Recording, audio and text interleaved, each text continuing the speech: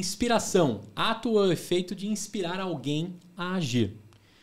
Olá, sejam muito bem-vindos a mais um episódio da Datumcast. Nesta série especial Inspiração, a gente tem convidados que inspiram a gente à ação. Meu nome é Gustavo Passa, eu sou apaixonado por podcast e sou um privilegiado ter sido convidado para esse papo aqui. E eu não estou sozinho. Com quem que eu estou aqui do meu lado? Oi, pessoal, eu sou Jéssica Pessoa, sou head de operações aqui na Datum e eu estou muito ansiosa pelo nosso papo de hoje. Nosso convidado aí tem bastante conteúdo. Muito bem. Olha só, se você quer saber como será o futuro, pergunte para o nosso convidado. Temos certeza que ele está alguns anos à frente de todos nós. Será que ele veio de carro voador até aqui? Tem zona azul lá em cima, né? Vamos ver como é que ele parou o carro dele aqui. Visionário, ele dedicou grande parte da sua carreira e trabalho com inovação. Em uma conversa rápida, você já percebe que ele manja muito de ensinar e também tem ouvidos para aprender. Na docência, ele é um professor de mão cheia. Mas ele também tem uma particularidade que a gente vai explorar um pouquinho aqui. Esse cara serviu o exército. Será que ele queria servir? Será que ele não queria? O que aconteceu naquele período de exército? Mas tudo isso para também ressaltar e você conhecer um cara hands-on. Ele de fato enfia a mão na graxa. Tem até relatos aqui de madrugada ele saindo de bermuda e chinelo para resolver problema em produção. A ponto de deixar o porteiro que nunca viu ele naquela madrugada a pedir permissão para o diretor se podia entrar ou se era golpe. Então a gente vai conhecer nos detalhes tudo sobre esse cara. Eduardo Serras, seja muito bem-vindo ao Inspiração. Muito obrigado. Obrigado pelas palavras.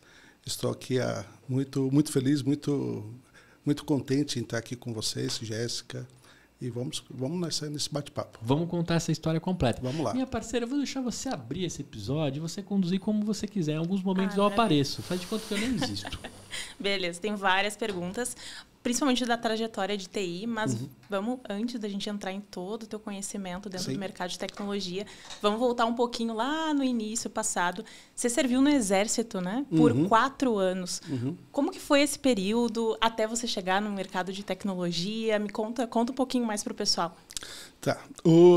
Então, assim, na verdade, eu vim de um colégio técnico, né? Então, já iniciei minha carreira técnica como técnico, só que eu não queria servir o Exército. Eu não queria de jeito nenhum. O meu pai é um imigrante. Ele foi, né, já aposentado, ele trabalhou na Volkswagen, em carros, um metalúrgico. Então, ele não tinha conhecimento, não tinha pessoas que poderiam me ajudar a não servir o Exército. E eu paguei para não servir o Exército. Eu fiz isso. Paguei para não servir e a pessoa não conseguiu me tirar. Revi meu dinheiro, realmente. E fui depois questionado dentro do Exército sobre esse momento, mas eu não queria servir, porque eu tinha uma carreira fora já preparada. Então, algumas empresas falaram assim, você chega com a sua reservista, você já começa no outro dia. Eu tinha passado por uma série de entrevistas. E eu acabei. A frase que eu escutei, assim, o primeiro bullying assim, mais forte na minha vida foi quando um tenente chegou, Eduardo de Souza, sejas bem-vindo ao Exército Brasileiro. Esse acabou com o melhor trocadilho que poderia ter sido feito por alguém. E ali, a partir daquele momento, né, passando, eu falei, eu tenho aqui, só que era no local que não era próximo à minha casa, né? Então, assim, eu vim em outra cidade. Então, levava coisa de 2 horas de ônibus e trem para chegar até o Exército. Isso no ABC, estamos falando? Não, eu morava na zona norte de São Paulo, na Casa Verde, e o quartel era em Quitaúna, para lá de Osasco. E aí, só com trem. Então, tá. Então, tudo isso foi agravando a vontade de não servir o Exército. Falei, poxa, e naquele local, aí que foi, acho que a primeira lição que o Exército me trouxe.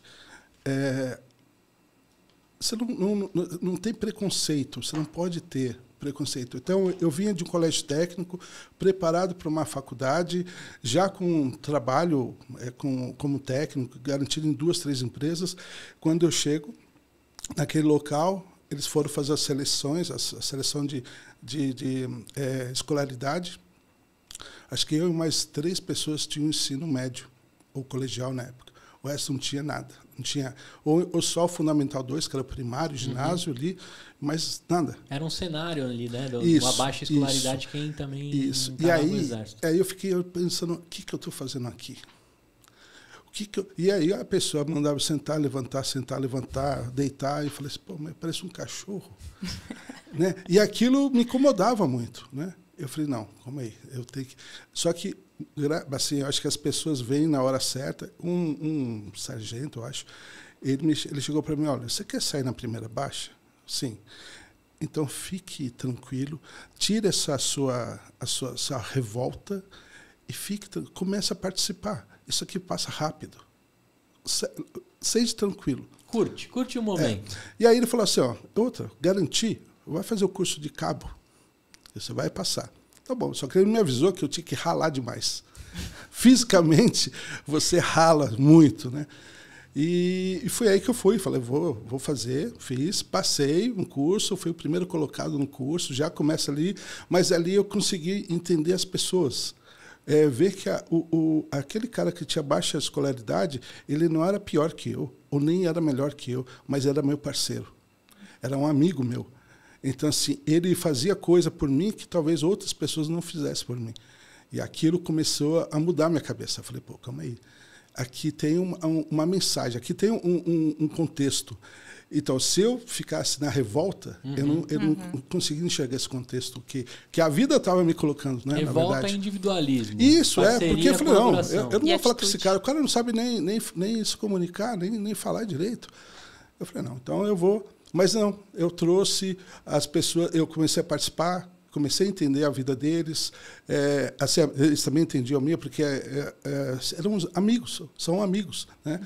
E até hoje, eles me chamam, o meu irmão, né? Então a gente tem uma irmandade, permaneceu. Apesar de cada um tomar seu rumo, né? Sua carreira ali, outros foram para ser, sei lá, funileiro, carpinteiro, e outros estudaram, outros não, mas cada um tomou, mas não deixou de ter o respeito, né? E ter aquela questão da amizade. Então ali realmente. Você se torna o Cabo Serras ou não? Você sai como soldado? Não, como Cabo Souza. Cabo Souza. Não usaram os Serras?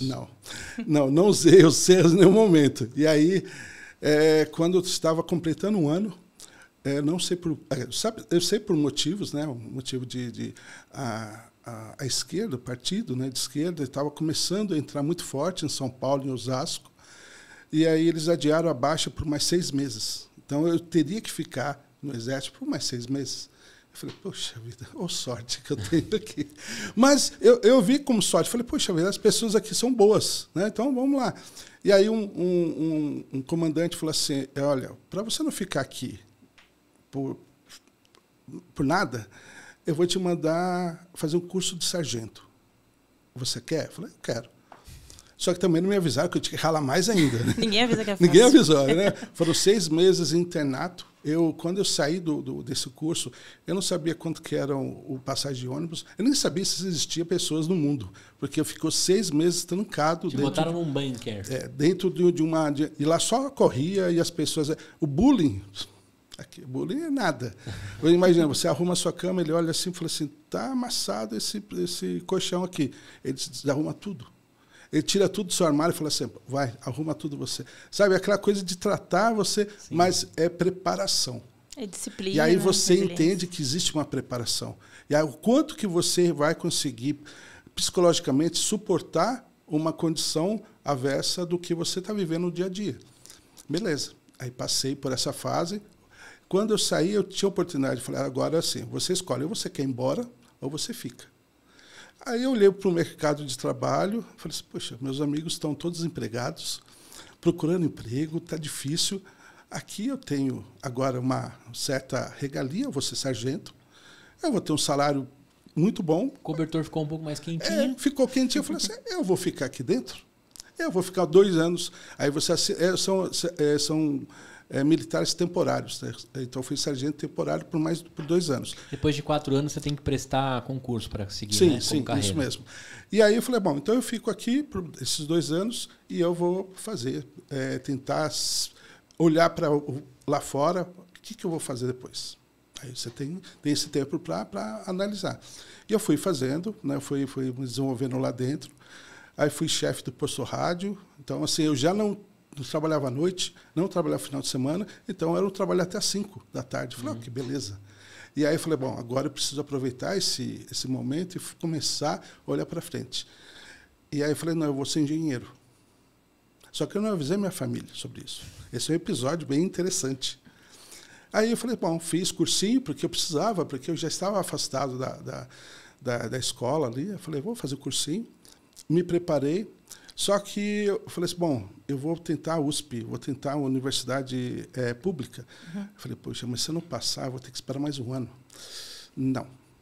Eu vou entrar, eu vou olhar, eu comecei a analisar laboratório, condição, o que ela ia entregar, e eu fui para uma faculdade, no outro extremo, eu fui lá para o ABC, que aí entrou São Bernardo. Fui lá para São Bernardo. Só que eu não conseguia sair de Osasco para São Bernardo. Então eu tranquei a matrícula, porque por ser militar eu poderia fazer isso. Sim. E aí me preparei, né? Então, assim, bom, todo pai ficaria feliz com o filho entrando na faculdade, né? Passando no vestibular. Meu pai me xingou. Meu pai me deu bronca. Eu ficou, acho que uns 2 meses sem falar comigo. A coisa mais linda que ele tinha em casa era você de farda. Não, ele falou assim, a sua vida estava pronta. Estabilidade. Né? Você, se você passasse dessa fase fazendo um treinamento lá interno, você viraria um sargento oficial mesmo, né? Para sempre. Ele falou, para que você vai fazer isso? Eu falei assim, eu quero ser engenheiro. Eu quero trabalhar com tecnologia. E ele falou assim, e ainda numa faculdade particular, onde você vai ter que estudar de manhã e à tarde? Eu falei assim, eu não sei o que você vai fazer. Ele falou assim, eu não consigo te ajudar. Eu falei, mas o Exército me preparou para essas adversidades. Ele me preparou assim, qual que é o seu objetivo? Foca, olha, não importa, fisicamente, psicologicamente, você está preparado. Então, eu fui entre aspas, né? Eu fui para a guerra. Mas o meu objetivo era, depois de 5 anos, me formar engenheiro. Então, a gente está falando isso, Jéssica, de qual período aí que ele entra? A gente tem de 97. 97 você ingressa em engenharia. Engenharia. Qual das engenharias? Engenharia elétrica. Elétrica. E aí, como é que foi esse período de escolha? Saiu do Exército, para qual área então, eu vou? Como eu havia feito o curso de tecnoeletrônico, eu falei, bom, então eu vou seguir aquilo que realmente... Tá mais próximo. E dentro do Exército, eu também fiquei na área de eletrônica. Além do posto rádio, que é um rádio, né? Então isso daí eu falei, bom, eu vou seguir, que isso é o que está mais próximo da minha habilidade, né? Então eu não vou me aventurar em nenhum outro, que a habilidade está muito longe. Então eu fui lá na elétrica. E ali eu fui me formando. Só que existe um ponto. Quem que vai pagar a faculdade? Meu pai, aposentado, recém-aposentado, metalúrgico. Eu falei, quem vai pagar a faculdade? Lógico. Você falou assim, bom, durante esse período no Exército, eu guardei um valor, dinheiro. Só que as pessoas hoje não sabem, mas na época a inflação era galopante, claro, absurda. E uma faculdade não é isso, barato. E a faculdade todo mês aumentava o valor. Então, o dinheiro que eu tinha planejado para 2 anos, ele em 6 meses... No colchão ele não valia mais nada. Não valia mais nada. Então, eu falei, bom, agora eu tenho que me virar nos 30, nos 20, vamos embora. E eu acabei indo procurar um trabalho assim, eu estava falando, bom, se for para trabalhar de serviços gerais à noite, eu vou. Não tem problema nenhum. O negócio eu tenho que dar um jeito de estudar e pagar essa faculdade. São 5 anos. Foi nesse período, Edu, que você ingressou na Ericsson? Não, ainda não. Ok. Aí eu fui... Eu consegui uma vaga no posto de gasolina. Eu ia trabalhar no posto de gasolina. O senhor do posto de gasolina falou, não, você não vai ficar trabalhando na bomba. Você vai fechar para mim o dia. Porque, cara, você tem qualidade... Não, você vai sentar no escritório. Já estava combinado à noite. E aí, quando eu encontrei na escola onde me formei para ser professor. Então, a minha vida como professor iniciou ali. A oportunidade que eu tinha, falei, nossa, professor, quanto que... Puxa, aqui paga a faculdade e eu Com certeza pagava pouco, porque professor ganha pouco. Sim, mas... Isso é um pecado. A minha faculdade estava garantida. E aí, eu falei, bom, como que eu tenho que me preparar? Mas o Exército, realmente, ele me ensinou a ser um chefe, ou não ser um chefe e ser um líder. Porque no Exército, assim, se você é um chefe, pouca gente vai fazer aquilo que você está mandando. Se você for um líder, as pessoas fazem porque acreditam naquilo que você está falando. Por osmose. Então eu falei, bom, então eu vou pegar isso aqui, né, o que é ainda novo, eu vou levar para a sala de aula. Então eu não vou ser um chefe, eu vou ser ou um professor, ou aquele cara, né?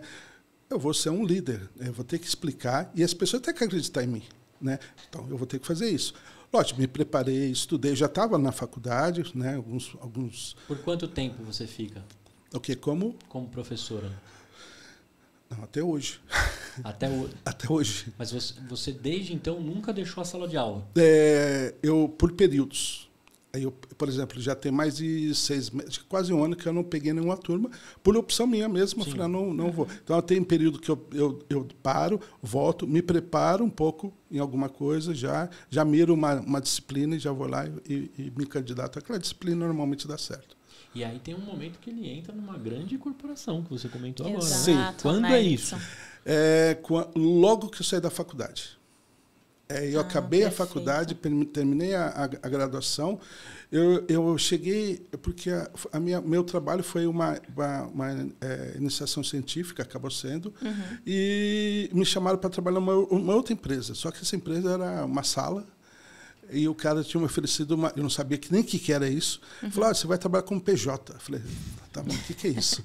Aí ele me explicou, eu falei assim, puxa vida, mas o meu fundo de garantia, né? Como a gente é educado, a gente tem uma educação diferente, né?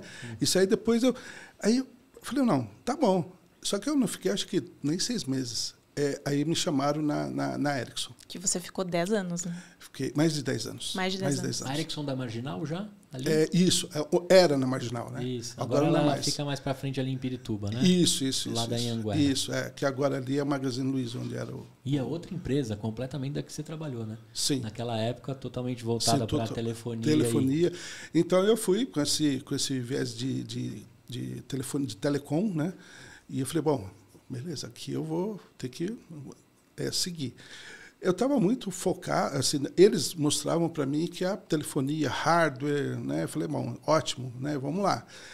Só que foi um detalhe também, né? Eu passei eu fui fazer, ela me deu essa oportunidade de conhecer o mundo. Você rodou o mundo Rodei todo? O mundo. Noruega, Suécia, Alemanha, Croácia, Estados Unidos. Que inveja desse passaporte. Não, pouca coisa. E fui. E eu ficava, no mínimo, 1 mês, 2 meses nesses locais. Então, eu fui fazer um treinamento de videoconferência. Na época, a videoconferência ninguém sonhava no Brasil ter isso. Mas eu fui fazer o treinamento. Quando eu voltei, uma área falou assim, você consegue dar demonstração? Eu tinha uma sala específica para isso. Eu tinha habilidade para aquilo, eu tinha me preparado. Fui. E aí, o chefe daquela área, que na época era um gerente, não um diretor, ele foi ofereceram para ele a vice-presidência de pesquisa e desenvolvimento dentro da Ericsson. Que era super forte, super forte o dele lá. Né? Isso. Aí, o que eu fiz, o que aconteceu? Ele me convidou para fazer parte. Eu falei, chegou. E nesse momento, eu estava como júnior ainda, mas eu tinha muita vontade de inovar. Sim. Então, eu colocava na minha cabeça prêmio em ideias assim que muita gente achava que isso aqui não vai dar certo, e dava. Eu falei, caramba, como que você fez? Então, eu escrevi documentos, vamos falar assim, uma referência para que o pessoal continuasse a fazer aquilo que eu fazia, que era fazer a inovação. Como que eu percebia que dava para inovar? Né? Então, assim, uma das coisas de inovação você tem que perceber. Onde que você vai perceber? Por exemplo, assim, aqui a gente está. Será que tem inovação que possa ser aplicada aqui? Tem. Né? Então, em tudo que você olhar, você consegue, de repente, você conhece uma tecnologia, você fala assim, poxa, eu vou aplicar essa tecnologia que vai melhorar esse processo. E a gente está falando de uma inovação, Edu, mais baseada em radiofrequência, em telefonia e conexão. A gente ainda tinha uma internet um pouco tímida. Sim, né? A Ericsson, uma empresa muito vanguarda com tecnologia, mas com uma parada com o que tinha daquela década. Agora, né? imagina assim, a gente trabalhava você falou, com tecnologia, com banda não tão larga, né? Mas na época era muito larga. Já veio para mim aquele barulhinho do... É isso, é. E aí eu olhei, uma das inovações, eu olhei e falei assim, puxa, nessa banda que passa a voz, eu consigo passar mais 4 canais de voz. Eu não preciso passar um. Então, eu inovei, estudei, pesquisei, pedi para o pessoal implementar, né, tal, que não tinha tanto acesso assim, eles implementaram e vi. Falei, nossa, cara, que legal, o pessoal gostou. Nossa, que fantástico, cara, olha que ideia, que fiz lá, beleza. Quando levaram para produto, ele voltou. Falei, não, negado. Por quê? Eles estavam com a ideia ainda de vender hardware. E aquilo fazia você não vender mais tanto hardware. Eu falei, não, eu quero vender canais. Eu não quero vender, vamos falar assim, onde tenho 20 canais, você vai transformar isso em 80. Não, eu quero que a pessoa compre placas que vão construir 80 canais. E não que eu coloque uma de 20 e que eu faça... Não, então, isso aqui está fora. Mas todo mundo observou e falou assim, cara, isso aí não Negaram a escalabilidade que você encontrou no negócio. E aí, isso aqui foi uma ideia boa. E eu vim com outras ideias. Até uma delas passou a ser uma, interno, né, pela empresa, uma patente. Então, uma das ideias nasceu a primeira patente, a minha patente. E, então, assim, eu falei, bom, e essa patente eu imaginava que ia ser vendido, sei lá, pelo menos 2 por mês. Aí eu não gosto do marketing, o marketing ele tem todo estudo, mas ele falou, não, isso aqui vai ser vendido 1 por semestre. E tudo que eu preparei, tudo que eu planejei, o envolvimento de pessoas fora da empresa, ele falou assim, aí o diretor, né, e o gerente me chamou e falou assim, ó, Edu, falaram que é só 1 por semestre. Eu falei assim, não. Eu bati o pé e falei, não, vai ser no mínimo 1 por mês. Bom, é o seguinte, você faz o roadmap e assim, e começa a apresentar para as filiais. Se não der certo, a sua cabeça está aqui, ó. O diretor, um está aqui na ponta, o outro está na outra ponta. Eles vão começar a chutar a sua cabeça. E aí, você sabe, né? Falei, bom, então vamos embora. Que ambiente gostoso. Vamos embora. Transparente, prático. Vamos embora. E, para minha surpresa, eu falava para o gerente, falava assim, ó, que tinha sido vendido. Chegou um momento e falou, não tenho mais mão, não tenho mais dedos nas mãos. Eu consegui vender isso em mais de um mês. Não, em menos de um mês. Eram 10. Legal. Aquilo que eu tinha planejado vender 1 por mês, eu vendo 10 por mês. E ele falou, cara, eu não acredito o que você fez. E aí, isso me deu... eu comecei a ficar muito conhecido por causa dessas inovações. E aí foi aí que o vice-presidente, que se tornou vice-presidente, ele falou assim, olha, vem trabalhar com a gente. Quando eu fui avisar o gerente, ele falou assim, demorou. Eu não sei porque você não estava lá. Eu falei, demorou. Aí, beleza, fui. Mas para você ver como a gente não se atenta aos detalhes. Na época, era difícil. O meu salário era muito, muito baixo. Era muito baixo.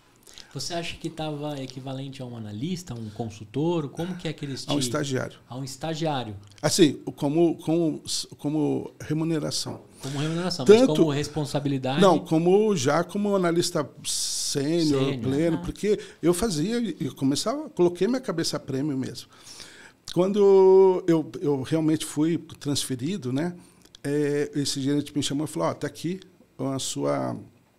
um aumento de salário e uma gratificação por você, esse tempo que você...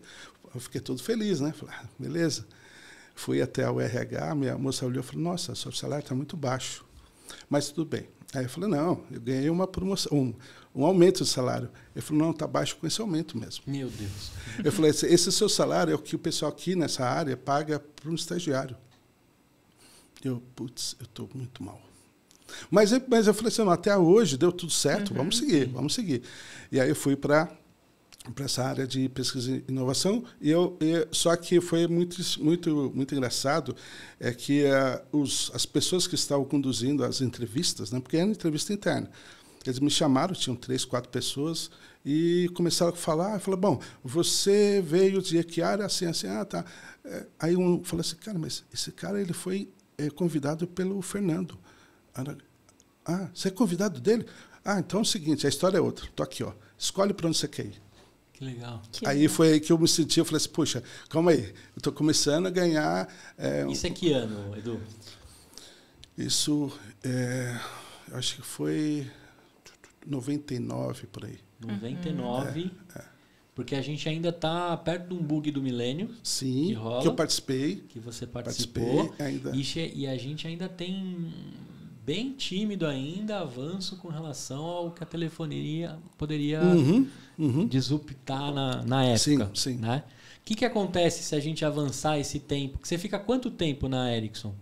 Por uns mais 10 anos. Uma década de Ericsson. Não, eu fiquei quase 15 anos. Certo. Quase 15 anos. Então, em 99 até rolar, o que você me conta de 99 a 2000? O que foi avançando ali? E eu queria que você fosse pontuando na evolução tecnológica. Então, eu fui primeiro para o CDMA, wireless. Então, foi assim, eu falei, eu queria na tecnologia mais disruptiva que tinha. Na época era o CDMA, uma você olhava tempo e outro você olhava frequência. Eu falei, cara, eu vou precisar da frequência, que isso aqui é o tudo, né? E é uma empresa que quem desenvolveu é uma empresa americana que ela estava vendendo toda a patente para a Ericsson. Eu falei, cara, eu vou para isso aqui, porque isso aqui... Eu fui para os Estados Unidos. E lá eu tive a oportunidade de receber a mentoria de algumas pessoas que hoje eles são... vice-presidente de engenharia da Qualcomm, né, de outras empresas, que foram meus amigos. E esses realmente falaram assim, olha, você... Ele falou que é o brasileiro em geral, mas você é um cara muito bom, mas você precisa de foco. E você não pode se distrair com outras. Então, você começa a fazer... Quando você começa a ter sucesso, você se distrai. Aí você perde o foco.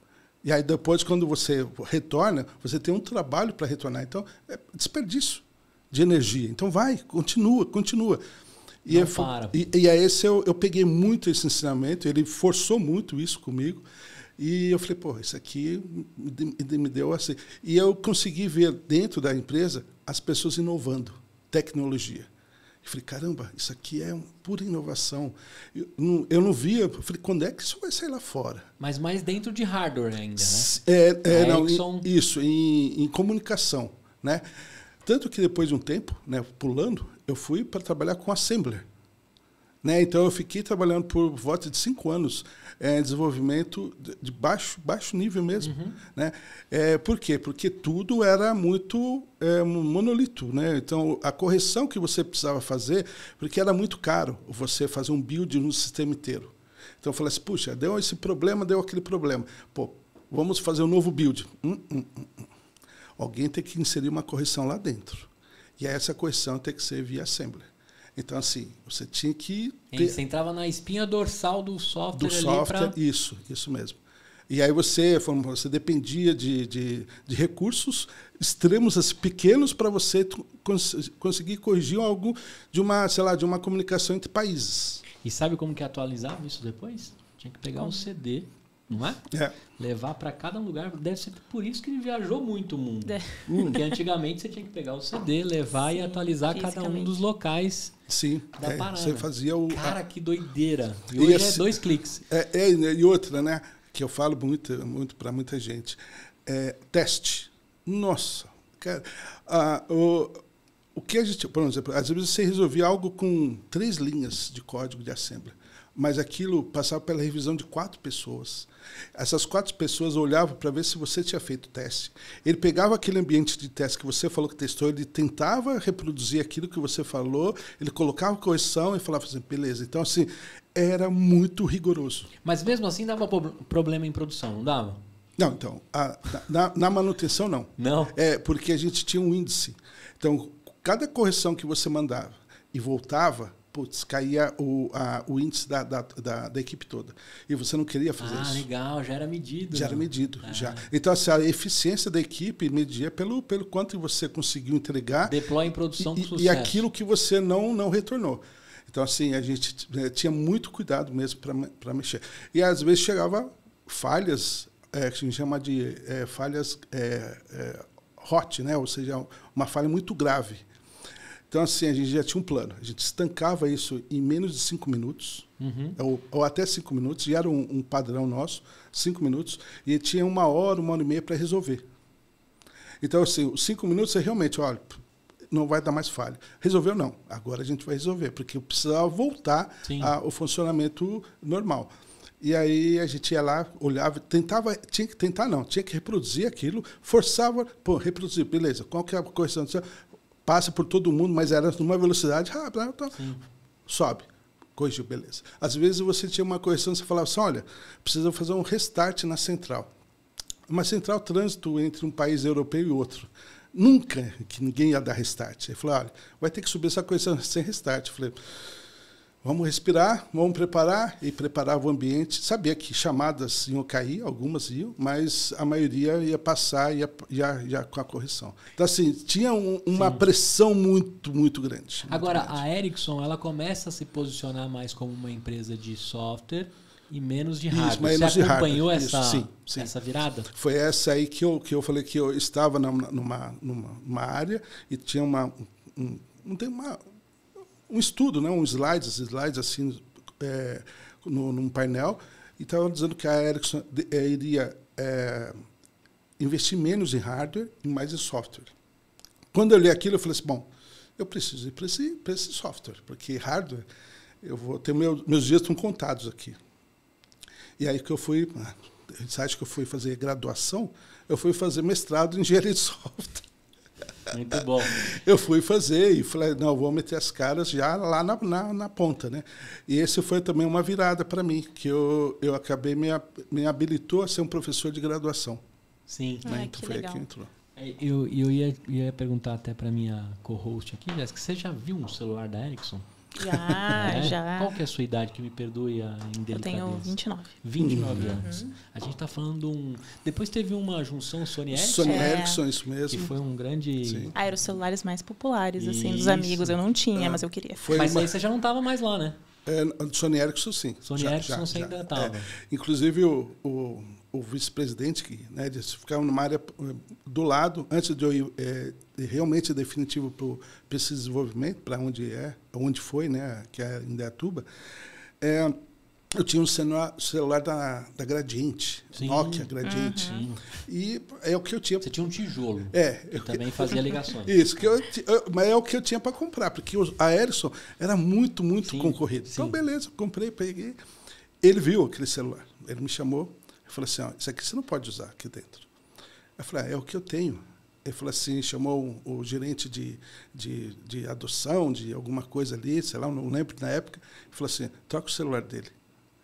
Aí eu ganhei um celular da Sony Ericsson na época. Um quadradinho assim que abriu. Praticamente seria uma ofensa. Tudo bem que você estava com um Gradiente que é 100% brasileiro. Isso, né? Isso. Parabéns por ter escolhido uma marca brasileira dentro de uma Ericsson imensa. Mas a vida do celular foi muito pequena. Foi coisa de 2 meses, 3, e trocaram meu celular por um da Ericsson, realmente. E agora, como é que a inovação ela passa a fazer parte da sua essência, como DNA mesmo, sim, até o Edu de hoje? Quando eu acabei, eu já vim com esse perfil. Sim. Tanto que fui convidado. Quando eu entrei na área de pesquisa e tecnologia, né, então a gente tinha desenvolvimento muito focado em produto que a Ericsson já tinha, né, os projetos, mas aquilo me abriu a possibilidade, porque o laboratório é fantástico. Você tinha ali centrais, equipamentos, tinha tudo que você imaginar e você falava assim, pô. E quando você queria algo diferente, alguém falava assim, tá, vamos comprar. Vamos cotar e vamos comprar. Então, assim, eu senti que ali eu tinha espaço. E ali eu comecei, aí aflorou muito mais. Aí aflorou ao desenvolvimento, a pesquisa. Aí você já redistribuía isso como professor também? Sim. Então, o professor, ao invés de eu ficar muito concentrado só dentro do mercado de telecomunicações, eu comecei, isso me inspirou, né? Como professor, eu comecei a pegar outras áreas, começar a olhar as coisas de outra forma. Isso foi muito interessante para mim, porque eu estava muito focado. Eu falava assim, puxa, se eu sair daqui e ir para outra empresa, eu estou perdido, porque eu sei fazer isso aqui. Então, calma aí, deixa eu olhar. E aí, a continuidade como professor me deu essa oportunidade de falar assim, preciso estudar isso, preciso estudar aquilo. Como eu já tinha um mestrado, eu falei assim, então eu vou aplicar aqui, e aquilo começou a me abrir. Então eu comecei a trazer problemas que eu encontrava lá fora, não problemas, né, mas alguma coisa que poderia inovar aqui para dentro da Ericsson, para a gente tentar fazer alguma coisa. E aí o pessoal começou a olhar, E aí veio, toda grande empresa, toda empresa tem o PL, né? PLR, no final ali e tal. E aí tem um indicador que era individual. Você tem da corporação do mundo, aí você tem a do país, aí você tem a concentrado em P&D, tá, beleza. Aí ele falou assim, o diretor falou assim, o seu individual, um dos índices vai ser o quanto você vai inovar no ano. O quanto você vai trazer projetos inovadores no ano. Então, tinha uma meta de 2, tinha uma meta depois de 3, sempre iam me motivando a levar. Cada vez mais coelho na sua cartola. Isso. E aí, um outro ponto é que eu tinha uma competição, né? Um evento para você inovar, né? Então, assim, eu chegava até próximo ao finalista. E por que não um finalista? Porque eu não fazia parte daquele produto. Então, por exemplo, eu já estava atuando em wireless, né? Ou wireline, que é a parte fixa, e minha pesquisa, minha inovação era em wireless. Aí, quando eu chegava, eu falava, você precisa ter alguém da área te apoiando, mas aí já não encontrava as pessoas. E você estava pela diversão também, não era só pelo prêmio? Não, eu estava pela minha satisfação mesmo. Desafio. Né? Desafio. E foi em algumas reuniões que teve com esse que me indicou, me chamou, me convidou para ir para lá. Imagina um auditório enorme, cheio dos desenvolvedores, pesquisadores, e eu levantava a mão, posso falar? Pode. Eu falava, nós aqui, a gente tem que inovar produtos, criar produtos. A gente não tem que pegar de fora e ficar desenvolvendo como fábrica de software. A gente tem que criar o nosso. Nossa, eu deixava ele muito, muito irritado. Ele entendia que eu estava correto, mas eu não precisava falar isso para todo mundo. Eu podia falar só para ele, chamar ele. Eu tinha a liberdade de falar, ô, Fernando, por que a gente não faz isso? Por que não faz? Ele ia me explicar que seria muito complicado, mas eu poderia encurtar, né? Deixar a coisa menos traumática para ele. Mas toda reunião, até um dia ele me chamou e falou assim, olha, se você repetir isso, te juro, eu vou te transferir para um país que você vai odiar. Então, tá bom. Eu falei, eu não te mando embora, mas eu te transfiro, tá? Eu falei, então tá. Hein, Edu, aproveitando que tu estava contando de toda essa experiência e desafios que tu teve, como tu inovou, conta pra gente, até o pessoal que está nos escutando, o que para ti é inovação? Como a gente pode aplicar a inovação, dada toda a tua experiência? Assim? Tá. Eu sempre tive assim, o olhar mais de você melhorar a qualidade das pessoas, ou da vida das pessoas. Né? Então, assim, isso não é um jargão, não é um clichê. Se você olhasse e falasse, por que eu vou desenvolver isso? Então, por exemplo, né, uma das inovações, e eu falo que eu fui o pioneiro nisso mesmo, porque eu comecei em 2000, antes de sair da Ericsson, já estudava isso, que foi aquele que hoje todo lugar tem o cardápio digital, cardápio em tablet. Isso, então, imagina eu tentar fazer isso em 2009. Sim. Nem tablet direito tinha no Brasil. Nem responsabilidade do HTML ainda tinha, né? Entendeu? Então, assim, e aí, como é que eu... E eu fui olhando para desenvolver. E o que me levou a desenvolver isso? Eu, no restaurante, chamando o garçom, e o garçom não vinha. E quando me atendeu, o prato veio com erro, com falha, com problema. Eu falei, puxa vida, né? Então, eu vou tirar... E muitas pessoas que eu conversava, eles reclamavam, não daquele restaurante, né? De uma forma geral do serviço. Eu falei, pô, eu vou dar uma facilitada. Eu vou melhorar. E aí, conversando com alguns colegas que eram donos de restaurante, falava assim, olha, serviço é muito, muito complicado. Você treina, aí a pessoa sai. Ou você pega um freelancer, e aí eu tenho... Vem com outra cultura. E aí fica. Então, ele falou assim, ele é um plano B dele, não é um plano A. Né? Não é um cara que quer se dedicar àquilo. Tal. Então, ele falou assim, e aqui a gente tem plano de carreira, o cara vai chegar gerente e tal, mas... Não, eles não, tá ótimo. Falei, mas eu vou fazer um negócio desse aqui. Aí comecei a olhar, mas assim, que é uma coisa que eu até comento com todo mundo. Existem fases da inovação. Existem fases para você aplicar a inovação. E você tem que conhecer e entender. Você não pode simplesmente falar assim, não, eu consigo ser disruptivo e vou quebrar isso daqui, você é um Elon Musk da vida. Não, você tem fases. A fase do que é o time to market. Tá? Isso é matador para quem está inovando. Se você não tiver o tempo certo, você queima a sua ideia, ou você desgasta, né? Você consome muita energia.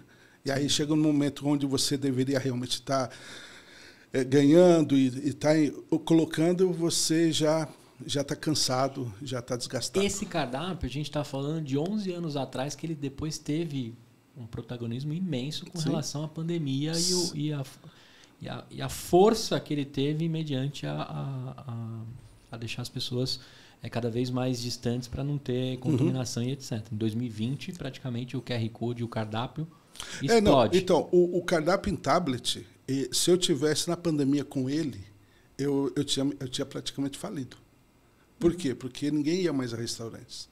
Só o pessoal pedia pelo aplicativo. Não, sim, mas depois ele tem um avanço. Sim. Porque isso. Aí você deixa de ter o contato em papel. Mas a gente está falando de uma década, de 2009 que você criou até 2020 que esse tema se tornou... Sim, isso mesmo. Você acha que você estava no momento errado? No momento errado. Cabeça certa, momento errado. Como algumas outras ideias também que eu tive dentro da empresa, né? Aí você entra no intraempreendedorismo, né? Você vai empreender, você vai criar grupos para você desenvolver, só que vem um gerente de produto, ele olha e fala assim, excelente, bate palma. Aí fala, bom, então, né, vamos colocar aí junto. Né? Não. Por quê?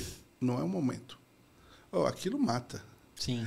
Qualquer pessoa que quer inovar, aquilo é um banho de água gelada. Coloca uma energia numa ideia, né? Você fala, meu Deus, isso foi... Aí quando eu falei, eu vou sair, eu vou fazer a minha... Não, eu não chamava de startup. Eu falava, eu vou fazer minha empresa e vou inovar. Eu tenho capacidade disso. Fiz. Realmente, abre seu CNPJ. Realmente, o Time to Market me mostrou que realmente, eu falei, o gerente de produto lá atrás tinha razão. Sim. Então, hoje, eu olho o pessoal desenvolvendo, perfeito. Eu acesso, até eu sei, você olha e fala assim, isso aqui podia melhorar. Né? Mas o pessoal está usando. Então, você começa você fala assim, puxa vida. Muita gente falava assim, mas você não ficou rico com isso? Eu falei assim, não era o meu momento. Mas também aí eu te pergunto, você hoje como um gestor que também pratica inovação, dentro sim. Mesmo você estando em ano errado com cabeça certa, vamos fazer o seguinte, se você também deixa isso para ficar muito próximo do que a gente está respirando, você também não está inovando, talvez. Você só está correndo atrás do rabo. Sim. Você espera bater a água para depois andar. Espera bater a água para depois andar. Então. Mas isso eu acho que você deve colecionar várias, que você talvez estava na vanguarda do assunto, esperando para que o mundo ficasse pronto para o assunto. Você vê um ponto, o Bluetooth. Sim. Então, eu conheci o Bluetooth, mas muito no começo, muito. O desenvolvedor dele, os desenvolvedores, mas o cara que eu conheci foi realmente que era o norueguês lá. Ele, e aí, junto com o sueco, eles desenvolveram. E ele ficava muito chateado, porque quando ele desenvolveu, ele deu um exemplo que foi totalmente fora de contexto, né? Assim, falar, imagina a geladeira falando com o seu liquidificador, né? Se comunicando pelo Bluetooth. A sua casa conectada via Bluetooth. Mas ele começou a falar de um jeito como o pessoal falou assim, cara, o que o liquidificador vai olhar para a geladeira? O que ele tomou hoje de manhã, né? E isso deixou, né? Ficou viralizou ali dentro na época, né? E ele falou que ele recebia muita brincadeira por isso, né? Então ele falou, então ninguém olha o meu produto, né? Mas aquilo permaneceu. A empresa apostou e ficou. Chegou a hoje.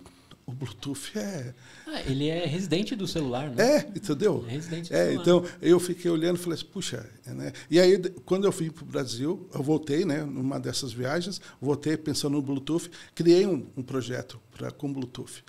Criei, apresentei, o pessoal gostou, falei assim, não, isso aqui vamos. Aí fizemos um documento de NDA numa mesa com outras empresas. Essa empresa simplesmente tirou o Bluetooth, colocou outra tecnologia e vendeu.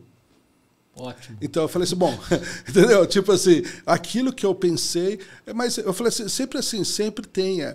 Quem inova, você não pode olhar assim e falar assim, puxa, cara, eu não ganhei dinheiro. Não, eu tive uma história, eu consegui colocar. Tanto que, quando eu saí da Ericsson, eu assinei um documento de que tudo aquilo que eu tinha produzido... Que você era coautor de algumas patentes. Isso, que ainda não tinha sido desenvolvido, ou seja, colocado em desenvolvimento, permaneceu na empresa e perguntar para mim, tudo bem para você? Eu fiz aqui dentro. Que legal. É da empresa, não é meu. Lógico, o conhecimento está comigo, mas é da empresa isso aqui, não é meu. Eu falei, não é um presente para a empresa, né? É o meu trabalho, então está aqui. Né? Então, eu também tenho essa parte.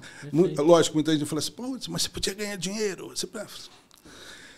Cara, se eu pensasse só no dinheiro, eu acho que eu não tinha inovado tanto. Edu, eu queria fazer um paralelo contigo assim. A partir do momento que você tem a inovação como base principal da empresa, você viveu uma década, um momento que a patente era algo muito incrível. Muito incrível. Era a primeira coisa que as empresas faziam. E hoje a gente vive, por exemplo, você citou aqui o Elon Musk, a primeira coisa que a Tesla fez foi abrir as patentes. Isso mesmo. Aí a gente vive hoje muito mais um mundo open do que como na época. Do que o closed da época, né? Que a patente, pelo menos, ficava em domínio de quem... Por 30 anos. Por 30 anos. Isso. Como é que você consegue viver nesses dois momentos onde a colaboração e o interesse... Por exemplo, eu vou trazer uma inovação que acho que é um clássico que você deve ter vivenciado de perto. Quando a Volvo inventa o cinto de segurança, eles poderiam ter patenteado a ideia e ficado trilionários com o assunto. Eles abriram diante do interesse e a segurança de todos com o cinto de segurança. Então tinha ali um propósito humano. Quando a gente pega esses empreendedores de hoje que abrem as suas... Né, a própria grande empresa de inteligência artificial atualmente abre o frame deles completamente. Tanto é que vira uma mutação de IAs. A gente está vivendo aí uma coqueluche de IAs, um atrás do outro. Eu queria que você fizesse um paralelo assim, daquele cara que saiu da patente My Precious, isso é nosso e não vamos contar para ninguém, para um cara que hoje tem que exercer a colaboração, a abertura, o Open Innovation. O Itaú é muito adepto a isso. Isso mesmo. Como é que sua cabeça ficou nessa virada? Então, é uma coisa bem interessante que você falou. Na época, as empresas elas investiam em pesquisa e desenvolvimento e inovação e tinha uma meta de patente. Então, assim, no ano, nós temos que fechar lá, sei lá, 20, 30 patentes. Então, eles investiam em universidades. Aquele projeto que falasse, puxa, isso aqui é bem inovador, é patente nossa. Acabou, é fechado. Isso era muito... mostrava a força da empresa. Né? Falasse assim, puxa, nossa, ele tem 20 patentes. Isso, e você nunca recebeu um outro Edu que era seu par de outra empresa lá. Era proibido. Proibido, isso mesmo. Entendeu? E aí eu falei, bom, aí se você olhava, por exemplo, para mim aqui a patente, né, que era de um sistema, ela ficou por 10 anos. Depois de 10 anos, como a parte da empresa foi vendida, né, então essa patente fica com quem? Eu não quero, a outra quer, então abriu para o mercado, beleza. Mas eu vi. Aí depois você começa a olhar e fala assim, puxa, a empresa mostrava força nas patentes, né? A empresa de tecnologia. Aí você olha hoje, a empresa de tecnologia, ela fala assim, o quanto ela contribui. A marca dela. Sim. Então, aí vem o software.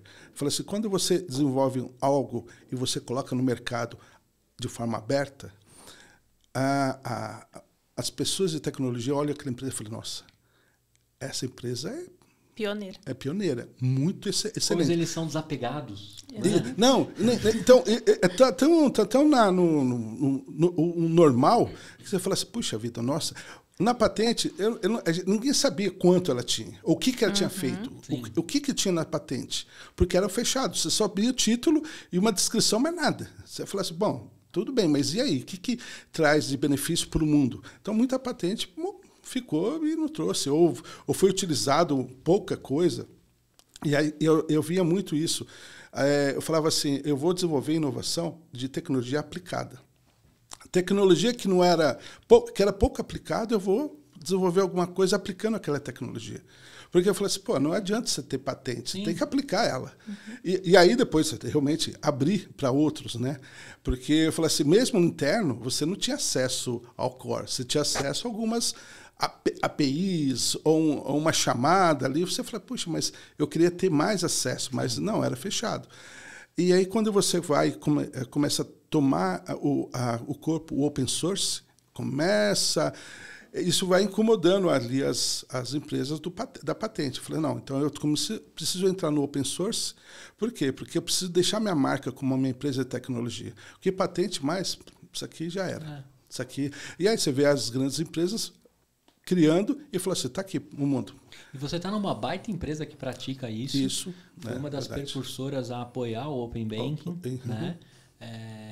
A revolução do Pix. O Itaú sempre está na vanguarda, se puder usar uma palavra antiga para um futuro.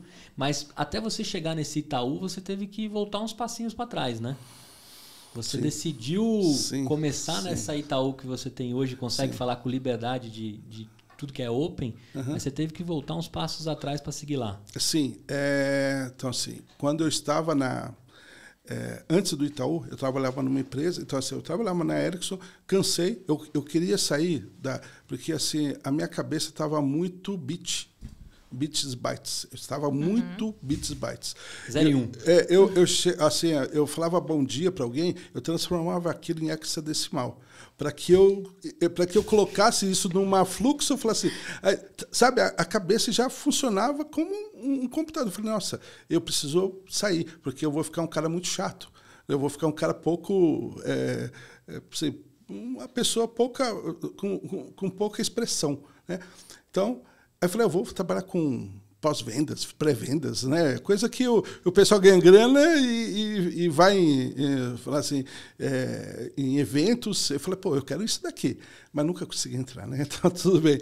E aí fui para uma empresa menor, né? Uma empresa pequena, onde eles participavam de editais com projetos que eram subsidiados pelo governo, né? Então, os editais da FINEP, da FAPESP. E eu entrei numa dessas desenvolvendo uma tecnologia para a parte de segurança. E aí fui desenvolvendo outras e tal. Então, eu já estava ali como gerente de desenvolvimento, coordenador técnico, né? Porque você precisava assinar projetos, né? Então, o meu currículo lá já tinha um valor diferente, porque ali ganhava pontos. Então, aquele ambiente de pesquisa e desenvolvimento começou a aflorar de novo. Voltou, né, para mim. Eu falei, então tá. Só que aí a empresa, uma empresa pequena, eu não consegui permanecer na empresa e saí. Mas no que eu saí, eu tinha startup, né? Vamos falar assim, aí eu coloquei o nome vi que eu tinha uma startup de verdade. Só que, infelizmente, aí vem um outro momento que você é muito inocente, achando que todas as pessoas são éticos, né? Você conhece a outra parte, que é a ética pesada, e eles me deram um golpe. Então, praticamente, foi pesado. Zerou, rasteira. Só que eu estava com essa questão já saindo da empresa como coordenador técnico e tal. E aí, quando entrei veio o Itaú, eu estava no processo, né, de entrar como especialista, né, vamos falar assim, como já num paralelo, né, fazendo que no Itaú você tem o Y, né? Então você tem os níveis, né? Então especialista 1, 2, 3. Eu estava para entrar como especialista e aí me ofereceram, falaram, você quer entrar agora, em um mês? Tá? Eu tenho uma vaga de analista sênior. Eu olhei e falei assim, tá bom, eu aceito. Por quê? Porque a proposta, o que eles me apresentaram, o que eu teria que fazer, o que eu precisava fazer de início já encheu meus olhos. Legal. Como inovação, como desenvolvimento. Eu falei, nossa, isso aqui eu quero trabalhar aqui. Eu quero fazer isso. E aí, financeiramente, era algo também que... Eu falei assim, bom, eu vou me manter legal. Eu falei assim, eu vou entrar, vou aceitar.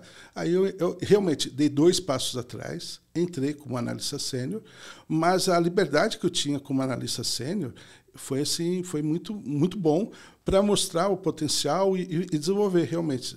ter as entregas que precisava, porque essas empresas são muito voltadas em entregas. O que você vai entregar e tal, e foi. Eu pratiquei o modelo de startup dentro da empresa. Então, o meu primeiro produto, vamos falar assim, eu iniciei como se fosse uma startup. Peguei 2 pessoas em outra área, falei assim, vamos fazer isso. Aí não tinha recurso, o computador era para um fim, e eu precisava de outra configuração, consegui emprestado. A gente fazia em determinados horários, aí eu fui trazendo eles mais para fazer full time comigo, consegui. E aí, numa apresentação que fizemos para a diretoria, ele falou assim, o que você precisa para continuar? Eu falei, computador. Só isso. Só isso. E as pessoas, né? E a gente conseguiu realmente alavancar ali. E aí foi quando esses 2 analistas olharam, eram estagiários, eles foram promovidos para analista, eles olharam e falaram, nossa, a gente não tem um projeto, a gente tem um produto. Quando eu na conversa entre eles, eu vi essa conversa, a moça falou assim, realmente, temos um produto. Eu falei, pô, acabou. Agora, a minha parte aqui, consegui colocar. Ou seja, o modelo de startup para empreendedorismo deu certo. Perfeito. Então, fui ali, e ali até hoje continua o produto, é um produto de sucesso. Passou por outras pessoas, mas eu vejo que falei assim, isso aqui foi legal. Ele existe até hoje? Existe até hoje. Como chama? Pode abrir o nome ou não? Pode. Mas era nome interno, né? É nome interno. É um aplicativo de monitoração.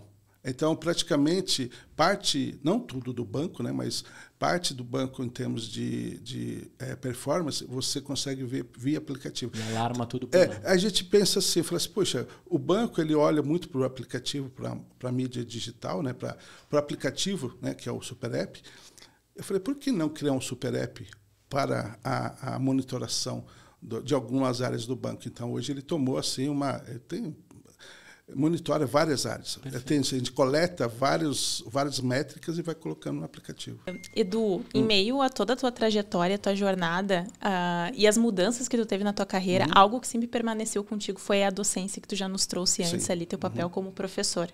E eu sei que tu é uma pessoa que incentivou sempre o protagonismo nos teus alunos, mas os métodos nem sempre foram bem recebidos. E eu queria que tu contasse um pouco desse momento, dessa trajetória ali com os alunos.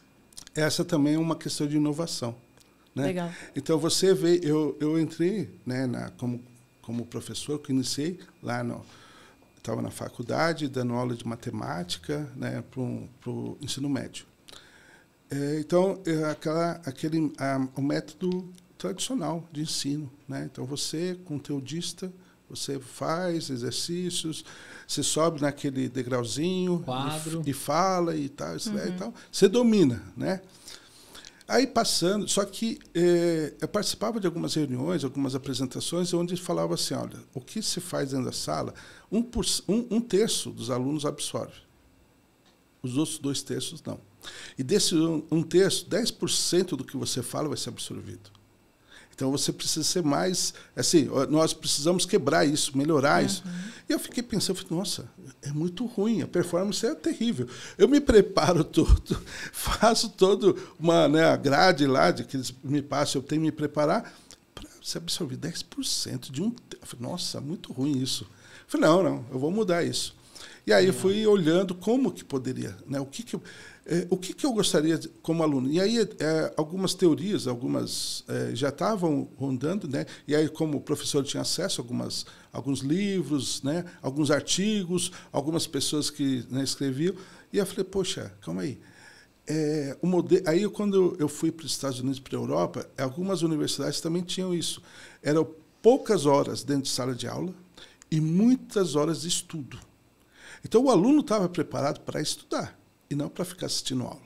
A aula era um direcionamento, uma orientação do que ele devia fazer. E não ficar ali horas e horas escutando e fazendo. Não, então era isso. Aí eu falei, calma aí. Entendi. Isso não em todas as unidades de ensino de fora, algumas, né?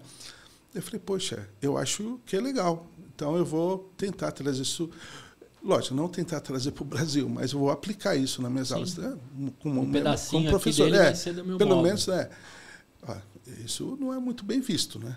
Porque você sai do tradicional. Então, alguns alunos entendem, gostam. Eu falei, puxa, me motiva a vir para a aula. E assistir e participar da aula. Participar, né? Participação. E alguns lá falaram, não, eu pago, eu quero que ele abra minha cabeça e coloque a matéria lá, porque eu não quero fazer isso. Mesmo que 90% eu jogue fora. Isso. Mas eu explicava para eles qual que era a minha motivação aqui, né? essa inovação. Então, assim, minhas aulas eu não subia mais ali naquele degrauzinho, né? Não subia. Usava slides, mas slides com pouco conteúdo. Então, eu fazia com que os alunos pesquisassem, a gente começasse a conversar. Então, laboratório, né, por exemplo, desenvolvimento, eu desenvolvia no mesmo computador que eles desenvolviam. Eu não desenvolvia no meu computador pessoal que eu levava. Não, vamos desenvolver aqui. Então, assim, e aí eu comecei a fazer o aluno ser protagonista e não o professor. Não o professor, o artista, o cara. E esse é um ponto também. Começou não que eu não tenho nada contra youtubers, né, influencers, mas algumas pessoas começaram a divulgar vídeos, né, postar vídeos de temas de aula, né, assim, temas que eram abordados em sala de aula. Em 15 minutos o cara explicava aquilo que eu levava 50. Mas eu levava 50 não porque eu queria, mas sim a grade curricular fala, você tem que falar durante 50 minutos esse tema. Então, tá bom. Então, eu preparava a aula para aquilo. Para caber em 50 minutos. E eu falei, não, calma aí, eu preciso fazer alguma coisa diferente, porque o meu concorrente não é a universidade do lado, do outro bairro. O meu concorrente é o cara que está postando vídeo gratuito lá na internet. Então, você via o aluno na hora do intervalo, ele com o celular, que já tinha conexão, pegando o resumo. Não, e eu assistindo a aula, aquilo que ele não participava mais da minha aula. Eu falei, não, calma aí, eu preciso mudar isso daí. Então, eu falei assim, o que ele faz lá? Lógico, eu não vou cantar musiquinha, nada, não, mas eu vou pegar a forma do conteúdo e começar a colocar, ser melhor que ele. Achei que eu ia ver você no TikTok, cara. Não. Eu preciso ser melhor que ele. Até um aluno me questionou, eu falei assim, professor, por que você não grava aula? Eu falei, não. Eu achava que eu não tinha... Né, hoje eu estou aqui quase morrendo de suor aqui, porque eu nervoso. Não, foi eu que sacaneei, mas não. O ar tá... Mas a questão é que eu falei, não, eu vou continuar. Então eu comecei a fazer, né? Em algumas universidades, faculdades, isso não é bem visto. Porque não é o modelo que eles seguem. Sim. O modelo tradicional. Tal. Mas da faculdade, não é o que a portaria MEC... Não. Põe, né? É o que a faculdade acredita. E ela quer chegar no nível lá, e tem as provas, avaliações, aquela coisa toda. E ela falou assim, se você fizer isso, a gente... Eu falei, não, mas teve uma vez que eu dei uma avaliação, uma prova, que eu odiava. Eu falei, não, cara, eu não preciso avaliar o aluno em 1 hora. Eu avalio o aluno durante o semestre. Sim. Mas eu precisava ter um documento lá. Eu falei, então tá. Eu fiz a prova, falei, pessoal, aí, é com consulta, né? Aquela pergunta, é com consulta? Isso o quê? É em grupo. Eu falei assim, isso nunca vai acabar. É em grupo, tá bom. Aí eu cheguei e falei, em grupo, é consulta, aí todo mundo cheio de livro, computador e tal. Eu falei, pessoal, tô aqui a prova, eu distribuí. Eu falei assim, vocês vão me entregar daqui 1 semana. Eu falei, como assim? Eu falei, cara, 1 semana vocês têm para me entregar essa prova. Só que eu peço para vocês não copiarem de nenhum livro a resposta, não copiar de internet, porque eu vou avaliar. Eu falei assim, a pergunta eu já sei de onde, onde vocês vão estudar e tirar. Né? Então, já tinha também programas que você podia avaliar se era plágio ou não, aquela, né? Sim, tal. sim. Beleza. E eu dei para os alunos. Dissertativa e com pesquisa. Só que isso aí disseminou da faculdade. O professor fez isso. Aí a coordenadora e o diretor da faculdade me chamaram e deram aquela bronca, aquela comida. Aí fizeram, os 3, né, eu e os 2, fomos até a sala de aula e eles começaram a pedir desculpa para os alunos por aquilo que eu tinha feito. Que não deveria ter feito, que era não sei o quê. Tá? E foi falando. Então, eles já tinham me preparado para falar isso, para pedir desculpas também. Eu falei, putz, não é possível que eu fiz alguma coisa. Não fiz errado. E na minha cabeça eu falei, não. Aí a minha sorte é que realmente eles tinham entendido. E eles estavam no último semestre. Aí um aluno falou assim, o diretor, posso falar? Pode, lógico. Tá. Ele falou assim, olha, eu vou falar para vocês. E todos aqui da sala, acho que têm o mesmo pensamento, então a gente já conversou sobre isso. A única prova que realmente a gente estudou foi essa. Os 4 anos que nós estamos aqui, a gente nunca estudou tanto quanto a gente estudou nessa prova. Eu falei assim, então o que ele fez, para nós ficou marcado. Foi a prova que a gente estudou realmente. O que eu coloquei no papel é aquilo que eu entendi. Naquele momento eu falei assim, pô, é como se tivesse uma plateia atrás de mim batendo palmas. Eu falei assim, poxa vida, consegui. Mas assim, eu consegui naquele momento, mas depois a faculdade até adotou essa palavra protagonismo, mas não tão aplicado quanto isso. Né? Eles não queriam um professor conteudista, mas o professor mais orientador. Sim. Né? Mas é difícil, viu? É difícil porque você sai. A gente está vivendo, né? Eu tenho 2 filhos, um de 6 e um de 2, que é tanta informação, é tanta tela, é tanta... coisa tomando que hoje, para você conseguir a atenção do aluno, só se for no carisma mesmo. Uma coisa que eu falei para os meus filhos, sempre falei, e aí, depois de um tempo, eles adotaram. Eu falei assim, vocês não vão para a sala de aula esperando que o professor ensine e você faça exercícios, né, as coisas, o exercício. Ou faz a pergunta clássica, é para copiar? E aí, você chega depois, tem cheio de dúvida e volta. Porque na outra aula ele quer ensinar outra coisa, ele quer te orientar de outro caminho, outra disciplina, outro tema. Então, o que eu tenho que fazer, pai? Eu falei assim, estude antes da aula. Então, você estuda, você não entendeu nada. Você tenta fazer um exercício, não sabe, não consegue. Você estuda, tá? Você chega, você está cheio de perguntas. Algumas perguntas vão ser respondidas na explicação dele, outras não, e você já sabe perguntar. Quando você faz isso, você pergunta na hora, o professor vai ficar muito feliz. Ele fala assim, caramba, ele está interessado na disciplina. Ótimo, então eu vou... Então, isso, eu falei assim, eu falava para ele, eu como professor, para mim seria isso, eu sempre tentei fazer isso, que esse é o protagonismo. É você se preparar e você colocar o tema ali para o professor. Pum, ó, tum. Aí você fala, puxa, vamos começar a discutir, vamos começar. E a formação, e aí, assim, algumas instituições hoje, eu vejo, tem a inteligência coletiva. Sim. A inteligência coletiva, ela é muito forte. Eu acho que é uma ferramenta muito, muito importante da formação.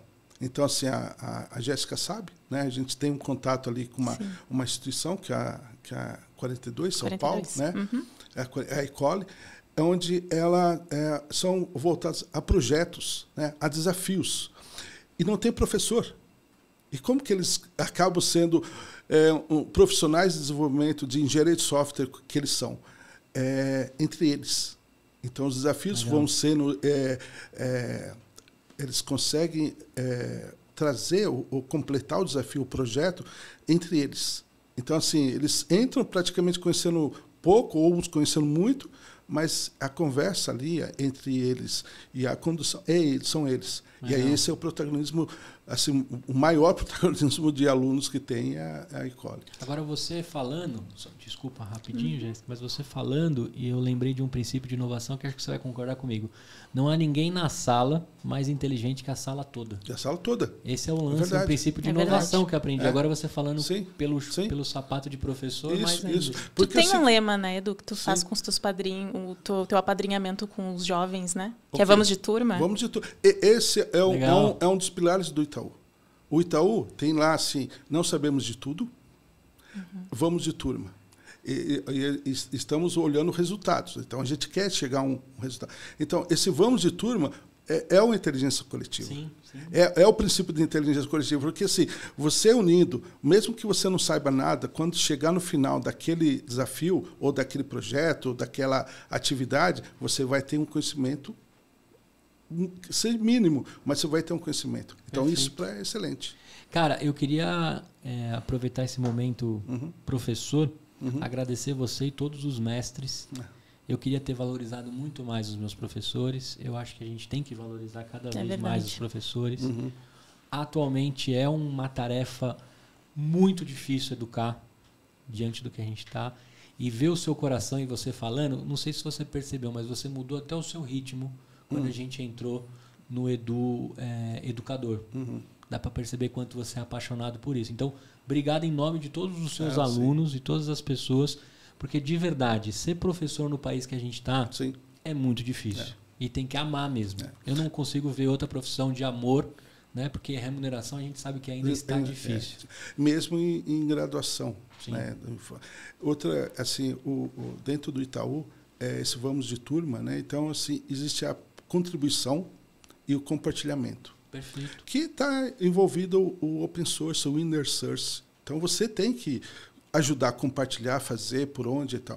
Então, o bom é que não existe uma cabeça só, não existe um Eduardo, existe várias pessoas que pensam do mesmo jeito. Então, um vai ajudando o outro, um colabora com o outro, e aquilo vai acontecendo, vai saindo, e você fala assim, poxa, mas o resultado é dele, né? É dele. Mas ele chega em algum momento e fala assim, olha, foi a contribuição dessas pessoas aqui, foi isso aqui. Então, isso a gente não espera, né? O pessoal faz realmente por consideração, né? Mas uma corrente do bem. Também. Isso, uma corrente do bem. Sim, então isso aí é muito aplicado e eu vejo muito dentro do Itaú hoje. Ele tem esse momento que ou essa parte que fala assim, bom, vamos compartilhar, vamos contribuir, que de turma nós vamos chegar muito mais longe. Perfeito. Entendeu? Eu queria passar o dia aqui conversando com esse cara. Ai, super. Obrigado por ter me apresentado, Edu. É isso. Incrível, né? Obrigado, professor, né, pela aula aqui. A gente vai se aproximando para um término aqui, Sim. que a gente vai ter umas perguntas mais bate-bola. Tá No bom. outro episódio que eu apresentei, que foi muito sensacional também com o Jorge da BV, eu fiz um bate-bola eu conversando. Esse aqui eu queria dividir com a minha parceira. Claro, uma bora. pergunta e a outra. Então, eu vou fazer uma, ela vai fazer outra. Eu vou fazer uma, ela vai fazer outra. Então, eu já vou começar. Se a gente recortar esse Edu, desde o cara lá do Exército até o Edu de hoje, né, do Vamos de Turma, qual que você elencaria ali como a sua maior conquista? O Vamos de Turma. O Vamos de Turma. Que chegou ao ponto onde que realmente eu olho e falo assim, deu certo, e dá certo. E realmente dá certo. Hoje eu recebo os cadetes da 42, denominados cadetes, Legal. durante 5 meses. E 5 meses eles acabam entrando no banco, né, praticamente todos, e são grandes profissionais. Então, você sabe que fala assim, caramba, esse Vamos de Turma funciona de verdade. É muito bom. Então, eu acho que a conquista realmente do Vamos de Turma. Perfeito. E você está pronto para as homenagens depois que eles ficam, como se diz, realizados profissionalmente, né? Porque eles jamais vão esquecer você. Então, eu vejo no LinkedIn, nossa, muito bom. Esse um orgulho, pagamento né? é maravilhoso. Sim. E uma coisa interessante foi de uma aluna da graduação. Ela um dia mandou uma mensagem no LinkedIn e falou assim, eu estava conversando com meu amigo e algumas pessoas marcam a sua vida, né? E você foi uma das pessoas. Olha que delícia. Eu falei, caracas. Que legal, né? Eu falei para ela, esse feedback para mim foi muito bom. É quase um abraço. Depois de 3 anos, 4 que eu lecionei para ela. E ela falou, não, você foi um professor, do que você mostrou, do que você orientou a gente, carrego até hoje. Perfeito. Eu falei, nossa, E olha que fui em administração, hein? Toma essa moeda de abraço. E olha que fui em administração, nem foi em ciência da computação. Que legal. Que legal. E, Edu, dentro da tua trajetória, desde o Exército, inovação, professor, qual é o teu lema? Hoje? Sim. Vamos de turma. Vamos de turma. Vamos de turma. Essa foi fácil. Na hora Vai gabaritar. Essa para mim, realmente... E eu acho que isso que me coloca dentro do Itaú e eu deixo... É muito prazeroso, né, fazer o que eu faço hoje lá dentro. Agora, você é um cara muito para cima, né? Muito dinâmico, muito legal. Dá vontade de ser seu amigo lá no WhatsApp, tá num grupo com você lá, trocando algumas figurinhas e umas piadas. Né? Cara, mas tem alguma coisa que você detesta. O que você detesta? Eu detesto? Essa pergunta é difícil. Assim, na parte pessoal? Cara, de o uma que forma você geral, detesta? Eu detesto mentira. Mentira. Eu detesto mentira. Para mim, isso daí Omitir e mentira, para mim, tem o mesmo nível, e essa eu detesto. Perfeito. Né? E, assim, lógico, fazer as pessoas... inferiorizar as pessoas. Né? Então, ninguém... Né? Então, como eu falo, vamos de turma, você não tem ninguém menos ou mais. Todos têm o mesmo nível. Por mais que você não saiba, você vai falar alguma coisa básica, mas aquele básico serve para dar um gatilho em alguma coisa. Perfeito. Boa. E, para fechar o bate-bola, quem te inspira a ação? Tem bastante gente, né? Vamos falar assim, pessoas. Profissionalmente, hoje, eu ainda carrego comigo um professor da faculdade. Que legal. Até hoje Vamos fechar com o tema que eu queria mesmo. Com o professor. Hoje, ele ainda, para mim, ele é um cara que... depois que eu soube de algumas fases de histórias que ele passou, eu falei, não, esse cara...